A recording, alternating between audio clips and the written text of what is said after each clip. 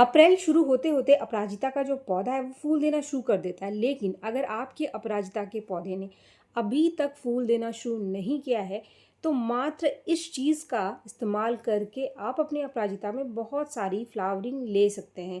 लेकिन इसको देने का सही तरीका, सही मात्रा आपको पता होनी ज़रूरी है। लेकिन क्या सिर्फ खाद दे देने से आपका अपराजिता फूल देना शुरू कर देगा? अपराजिता के पौधे में समस्या क्या है, पहले आपको वो पता होनी चाहिए। तभी जब आप खाद का सही इस्तेमाल करेंगे, सही तरीके से इस्तेमाल करेंगे, तो आपके पौधे को पूरा फ़ायदा मिलेगा। तो friends, welcome to my channel green house. और आज का जो हमारा पौधा है वो है अपराजिता का पौधा। और आज अप्रैल महीने की 17 तारीख है। अप्रैल महीने की 17 तारीख यानी कि अप्रैल में अपराजिता ने फूल देना शुरू कर दिया होगा। बहुत सारे लोगों के पौधों में अपराजिता फूल देना शुरू कर देता है। लेकिन अगर आपके पास अपराजिता का पौधा है और आपके अपराजिता ने अभी तक फूल नहीं दिया है तो इसके पीछे दो कारण हैं। जो सबसे पहला कारण होता है वो है पौधे की मिट्टी में न्यूट्रिशन की कमी। सही खाने की कमी अगर आपके पौधे में है तो आपका पौधा फूल नहीं देगा। अगर आपका अपराजिता फूल नहीं दे रहा है तो इसका मतलब आपके अपराजिता को जो चाहिए वो आपके पौधे की मिट्टी में नहीं है। दूसरी समस्या इस समय जो आपको अपराजिता के पौधे के ऊपर देखने के लिए मिलेगी वो है कि कली तो बनती है लेकिन जो कली है वो सूख जाती है। छोटी सी ही कली सूख करके गिर जाती है, पूरी कली डेवलप नहीं होती, जिसकी वजह से फ्लावरिंग नहीं होती है। तो न्यूट्रिशन तो है लेकिन अगर कली सूख रही है तो इसका मतलब जो बाहर के कुछ कारण हैं वो आपके पौधे को प्रभावित कर रहे हैं। इसमें जो सबसे पहली इस समय जो चीज़ आती है गर्मियों में वो है हाई टेम्परेचर या बहुत ज़्यादा धूप। अपराजिता एक ऐसा पौधा है जो बहुत ही नाजुक सा पौधा है। अगर आप इसको पानी की कमी कर दोगे, इसकी मिट्टी को बिल्कुल सुखा दोगे तो ऐसे में भी कली जो है एकदम से सूख करके गिर जाती है। ये बहुत बड़ा कारण है। इसीलिए हमेशा अपराजिता के पौधे की जो मिट्टी है इसको आप मॉइस्ट रखो, रोज़ पानी दो आजकल गर्मियों में। और इसकी मिट्टी में आप कंपोस्ट वगैरह ज़रूर अच्छे से मिला दो ताकि मॉइस्चर इसकी मिट्टी में बना रहे।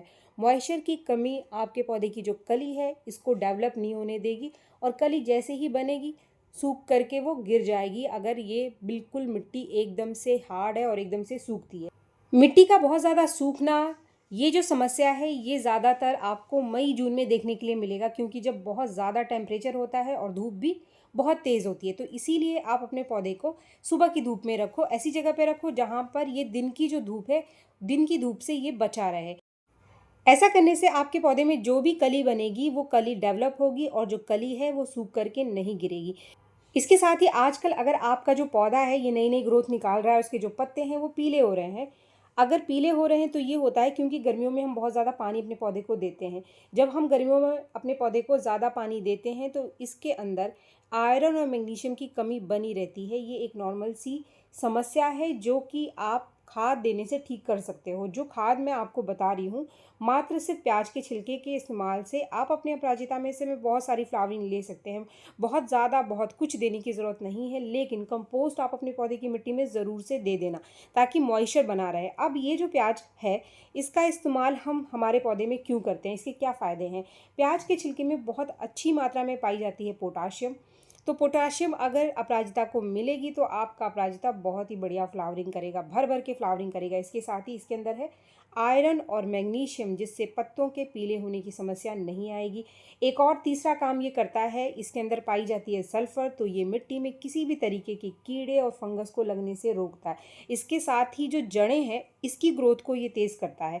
जड़ें जैसे ही अपना काम तेज़ करेंगी तो जो आपका पौधा फूल नहीं बना रहा है वो फूल बनाना शुरू कर देगा। इसका फर्टिलाइज़र बनाने का बहुत ही आसान तरीका है। इसके लिक्विड फर्टिलाइज़र को बना करके आप अपने पौधे को दे सकते हैं। जब भी आप प्याज इस्तेमाल करते हैं किचन में तो प्याज के छिलके निकलते हैं। प्याज के ऊपर की जो सूखी हुई कवरिंग है, यानी जो सूखे छिलके हैं, इसको आप ले लो, 4-5 प्याज के छिलकों को आप ले लो और उसको आप पानी में भिगो करके कम से कम 1 दिन के लिए रख दो। 1 दिन के बाद यानी अगले दिन आप इसका इस्तेमाल कर सकते हैं। अगर आपके पास समय की कमी है तो आप 1-2 दिन बाद भी इस लिक्विड फर्टिलाइज़र का इस्तेमाल कर सकते हैं। लिक्विड फर्टिलाइज़र बनाकर इस्तेमाल करने का ये सबसे बढ़िया तरीका है। ये जो सूखे छिलके हैं अगर आप सीधे इसको मिट्टी में दबा दोगे, गाड़ दोगे, तब भी ये बहुत ही आसानी से डिकम्पोज़ होता है। ये जो छिलके हैं ना वो बहुत ही हल्के होते हैं, बहुत हार्ड नहीं होते हैं और इसका डिकम्पोज़िशन भी बहुत जल्दी हो जाता है। तो इसीलिए आप इसको मिट्टी में डिकम्पोज़ करके भी अपने पौधे में इस्तेमाल कर सकते हैं। लेकिन ये सबसे आसान तरीका होता है लिक्विड फर्टिलाइज़र बनाना। बस आप इसको भिगो करके रख दो, अगले दिन इसको छान लो थोड़ा-सा और इसके अंदर आप पानी मिला लो। और ये जो लिक्विड फर्टिलाइज़र है इसको आपको कम से कम 10 दिन के अंतर पर अपने पौधे को देना है। मान लीजिए आपका पौधा ग्रोथ नहीं कर रहा है, काफ़ी सारे लोगों की समस्या ये रहती है कि हमारा पौधा नई पत्ते, नई टहनियाँ ही नहीं निकाल रहा है। तो फिर आप अपने पौधे की मिट्टी में कंपोस्ट ज़रूर मिला दो, चाहे वर्मी कंपोस्ट मिलाओ, चाहे आप गोबर की खाद मिलाओ। अगर आपके पास कोई कंपोस्ट मार्केट का नहीं है तो सूखी चाय की पत्ती आप अपने पौधे को ज़रूर से दे दो। या फिर आप ये जो लिक्विड फर्टिलाइज़र बनाओगे प्याज के छिलके का, इसके अंदर आप 1/4 चम्मच कॉफ़ी पाउडर मिला करके भी दे सकते हैं अपने पौधे को। इसमें अगर आप अपराजिता का नया पौधा खरीद करके ला रहे हैं तो लगाते समय ध्यान रखें कि पौधे को सपोर्ट ज़रूर दें। अपराजिता एक ऐसा पौधा है जो कि अगर आप इसको सपोर्ट नहीं दोगे तो ये नीचे की तरफ फैल जाएगा, ऊपर की तरफ नहीं उठेगा। अगर ज़्यादा फ्लावरिंग चाहिए तो सपोर्ट देकर हमको अपराजिता को ग्रो करना चाहिए ताकि ये ऊपर की तरफ फैले। इसके साथ ही आप इसके बीजों को भी इस समय लगा सकते हो। अगर पिछले सीज़न के बीज आपके पास है तो उन बीजों को उगाने का भी ये सही समय है। आप उन बीजों से बहुत सारे पौधे खुद ही घर में तैयार कर सकते हैं। उम्मीद है ये वीडियो आपको पसंद आया होगा। वीडियो अगर आपको पसंद आया तो एक लाइक ज़रूर करें और मेरे चैनल को आपने अभी तक सब्सक्राइब नहीं किया है तो मेरे चैनल को सब्सक्राइब भी ज़रूर कर लें।